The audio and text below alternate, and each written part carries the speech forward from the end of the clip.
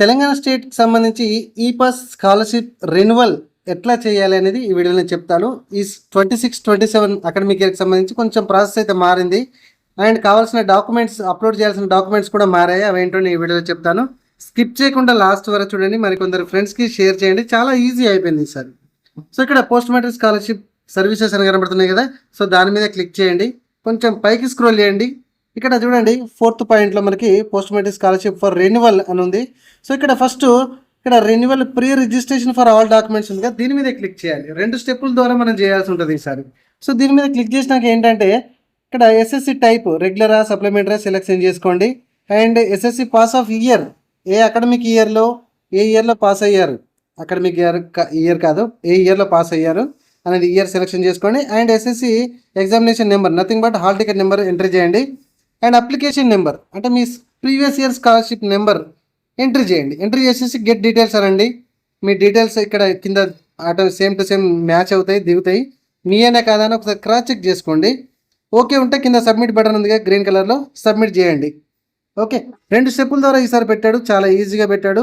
Okay, so submit మీద నేను click చేస్తున్నా. సో ఇక్కడ చూడండి మీ ఆధార్ ప్రకారం అండ్ ఎస్ఎస్సి ప్రకారం ఆధార్ నేమ్ మ్యాచ్ అయింది అని అంటుంది.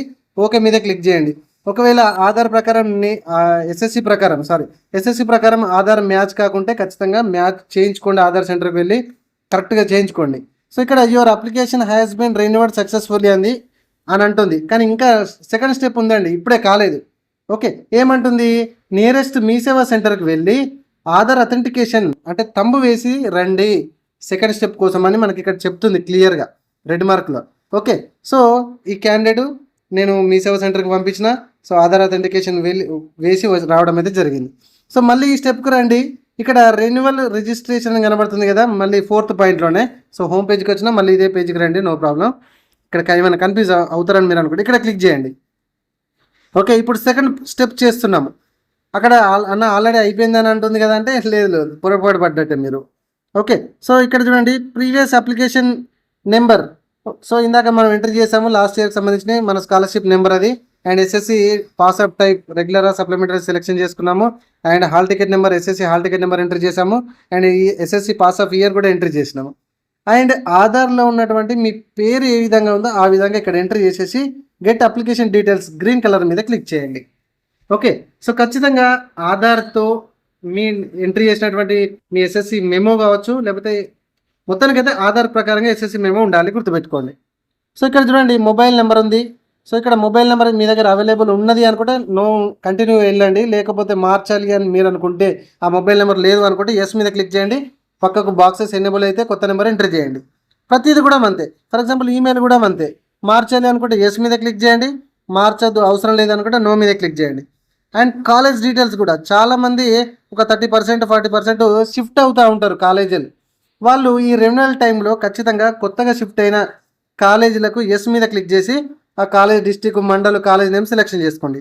లేదు మేము సేమ్ కాలేజీలో కంటిన్యూ అవుతున్నాం అంటే నో అని పెట్టేసుకోండి, పెద్ద నష్టం ఏం లేదు. ఓకే, సో కాలేజ్ కోడ్ అవన్నీ కరెక్టే ఉన్నాయని మాత్రం ఒకసారి చెక్ చేసుకోండి.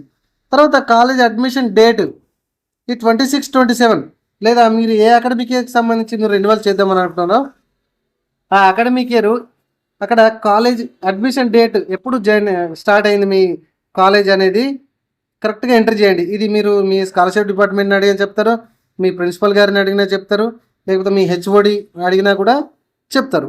ఓకే, సో ప్రిన్సిపల్ గారినే ఎవరిని అడుగుతారనేది యువర్ చాయిస్, అడిగి తెలుసుకొని ఇక్కడ వేయండి. ఎందుకంటే ఈ వేసే దాని మీద కూడా మీ స్కాలర్షిప్ అమౌంట్ వచ్చే అవకాశం ఉంటుంది కాబట్టి తప్పు చేయకండి. తర్వాత స్కాలర్షిప్ టైప్ మనకు తెలుసు, డే అండ్ రెసిడెంట్, డే స్కాలరే ఉంటుంది. అండ్ ఇక్కడ మీ అడ్రస్ కనుక ఏమైనా మార్చాలనుకుంటే మార్చుకోండి, యువర్ చాయిస్. ఎస్ మీద క్లిక్ చేస్తే అడ్రస్ డీటెయిల్స్ ఎనేబుల్ అవుతాయి. ఓకే, అండ్ ఫైనల్గా వచ్చేసి మనకు బ్యాంక్ డీటెయిల్స్ అండి. ఈ బ్యాంక్ డీటెయిల్స్ చాలా పొరపాటు చేశారని చాలామంది లాస్ట్ టైం కామెంట్ చేశారు. ఒకవేళ మీకు తప్పుగా ఎంట్రీ అయిందని మీరు అనుకుంటే కనుక ఎస్ మీద క్లిక్ చేసుకొని ఆ పూర్తి బ్యాంక్ డీటెయిల్స్ మళ్ళీ ఇచ్చి మళ్ళీ ఆ బ్యాంక్ అకౌంట్ బుక్ అది స్కాన్ చేసి అప్లోడ్ చేయండి. ఓకే, సో ఇవన్నీ కరెక్టే ఉంటే ఏం డిస్టర్బెన్స్ చేయకండి, అన్నీ నోనే ఉంటాయి. ఇక్కడ చూడండి రెడ్ మార్క్ ఐ సింబల్ మీద క్లిక్ చేస్తే లాస్ట్ ఇయర్ ఏ పాస్బుక్ మీరు ఇక్కడ స్కాన్ చేసి అప్లోడ్ చేశారనేది అక్కడ మనకు ప్రీవ్యూ కూడా చూడొచ్చు. Okay, and your bank account ఇక్కడ సీడెడ్ విత్ బ్యాంక్ అని ఉంది కదా, అది ఖచ్చితంగా ఎస్ అనే ఉండాలి ఆ సెక్షన్లో. అండ్ ఇక్కడ లాస్ట్ టైం వచ్చేసి మనకి ప్రజెంట్ బోనఫైడ్ స్కాన్ చేసి అప్లోడ్ చేయాలి, ఇన్కమ్ డిక్లరేషన్ స్కాన్ చేసి అప్లోడ్ చేయాల్సి ఉండే, and previous pass or promoted memo scan చేసి అప్లోడ్ చేసేది ఆప్షన్ ఉండే.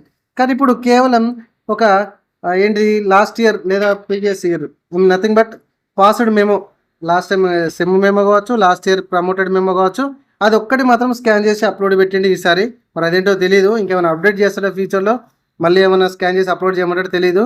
సో ఈ టైం వరకు అయితే అదొక్కటే ప్రీవియస్ పాస్డ్ మెమో లేదా ప్రమోటెడ్ మెమో మాత్రమే పెట్టమని అంటున్నాడు. సో అది స్కాన్ చేసి అప్లోడ్ చేయండి. అండ్ ఇక్కడ టిక్ మార్క్ చేసేసేయండి, ఐ అగ్రీ అనే దాని మీద టిక్ మార్క్ చేసేసి పక్కన కనబడుతున్నటువంటి క్యాప్చా ఉంది కదా, క్యాప్చాని ఎంట్రీ చేయండి. క్యాప్చా ఎంట్రీ చేస్తేనే మీకు సబ్మిట్ బటన్ అనేది ఎనేబుల్ అవుతుంది గ్రీన్ కలర్లో. చూడండి నేను ఎంట్రీ చేస్తున్నా. సో పక్కనే క్లిక్ చేయండి. క్యాప్చా ఎంట్రీ చేసినాక ఇక్కడ సబ్మిట్, కొంచెం పైకి స్క్రోల్ చేస్తున్నా, సబ్మిట్ బటన్ వచ్చింది చూడండి. అన్నీ ఓకే ఉన్నాయని అనుకుంటేనే మాత్రమే సబ్మిట్ కొట్టండి. మీ బ్యాంక్ అకౌంట్ డీటెయిల్స్ కావచ్చు, మీ కాలేజ్ డీటెయిల్స్ కావచ్చు, మీ మొబైల్ నెంబర్ కావచ్చు, ఇంకేమైనా డీటెయిల్స్ కావచ్చు, క్రాస్ చెక్ చేసుకోండి 1-2 సార్లు. సో ఫైనల్గా నేను సబ్మిట్ అయితే కొట్టేస్తున్నా. Are you sure want to submit? So okay, correct ఉంటే మాత్రమే మీకు సబ్మిట్ అవుతుంది. అండ్ వన్ టైం ఏదైతే పైన మొబైల్ నెంబర్ ఇచ్చారో ఆ మొబైల్ నెంబర్కి ఓటీపీ వచ్చింది, తీసుకొచ్చి అక్కడ ఎంట్రీ చేసేసి సబ్మిట్ ఓటీపీ మీద క్లిక్ చేయండి. మీ స్కాలర్షిప్ రెన్యువల్ ప్రాసెస్ అయిపోయినట్టే. సో ఈ విధంగా మనకి 2 స్టెప్స్ ద్వారా మనకి స్కాలర్షిప్ రెన్యువల్ పెట్టడం అయితే జరిగింది. ఓకే, సో మీ ఫ్రెండ్స్ అందరికీ షేర్ చేయండి, వీడియో నచ్చితే లైక్ చేయండి. మరిన్ని అప్డేటెడ్ ఇట్లాంటి ఇన్ఫర్మేషన్ వీడియోస్ మీరు రెగ్యులర్గా పొందాలంటే మన ఛానల్ని సబ్స్క్రైబ్ చేయడం మాత్రం మర్చిపోకండి. ఇదిగోండి అయిపోయింది. ఇక్కడ ప్రింట్ అక్నాలజ్మెంట్ ఉంది కదా, సో దీని మీద క్లిక్ చేయండి.